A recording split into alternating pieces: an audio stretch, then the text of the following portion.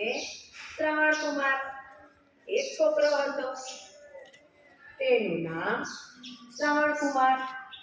તેના મા બાપ અપંગ હતા, આંધળા હતા, આંખે દેખાતું ન હતું, પગે ચલાતું નહીં હતું. શ્રવણ કુમારના મા બાપ આંધળા લુલા અપંગ હતા. શ્રવણ કુમારને તેના મા બાપની સેવા કરતા. એક વખત ગામના લોકોને જાત્રા કરવા જતા હતા, તો તેના મા બાપને પણ જાત્રા કરવાનું મન થયું. પણ જાત્રાએ જવાય કેમ? ના દેખાતું હતું. ના કરવાનું મન થયું, પણ જાત્રાએ કેવી રીતે જવાય? ના હલાય, ના ચલાય, ના દેખાય. શ્રવણ મા બાપનું મન સમજી ગયા. શ્રવણ કુમાર તો બજારમાંથી બે મોટા ટોપલા લાવે, એક લાકડી લાવે અને દોરી પણ લઈને આવ્યા. અને શ્રવણ કુમારે એક કાવડ બનાવી. કાવડમાં મારે એક કાવડ બનાવી. એમાં કાવડમાં મા બાપને બેસાડી જાત્રા કરવા લઈ જાય છે.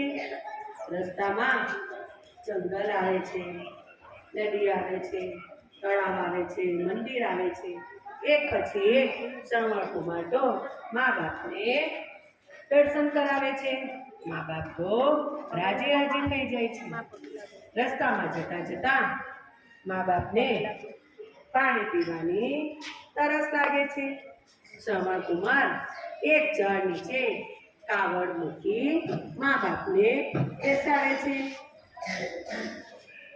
અને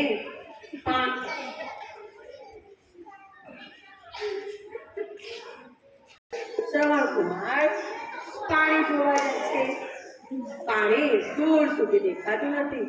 ત્યાર પછી એક નદી દેખાય છે. ત્યાં શ્રવણ કુમાર તો પાણી ભરે છે. ત્યાં એટલામાં એક દશરથ રાજા શિકાર કરવા નીકળ્યા હોય છે. નદી કિનારે જાળીમાં સંતાઈ જાય છે.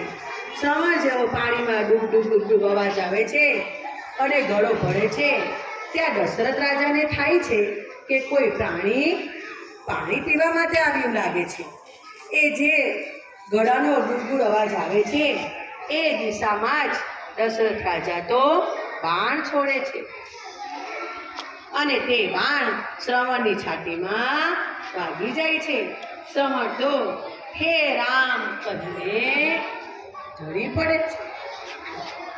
દશરથ રાજા જલ્દી જલ્દી શ્રવણ પાસે જાય છે અને શ્રવણ કુમારને કહે છે, ત્યાં જાઓ, આ તો મને કોઈ લાગ્યું કે મને કોઈ પ્રાણી આવ્યું હોય એવું લાગ્યું.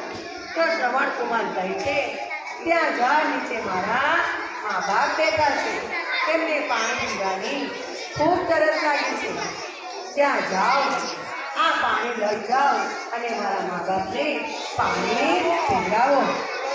શ્રવણના મા બાપને જેવા પાણી પીવડાવવા જાય છે તેવા શ્રવણ કુમાર નથી એ વાતની મા બાપને ખબર પડે છે. તેઓ ખૂબ રડે છે, ખૂબ વિલાપ કરે છે અને દશરથ રાજાને શ્રાપ આપે છે કે જેમ અમે અમારા છોકરાના દુઃખમાં મરીએ છીએ તેમ તમે પણ મરી જશો.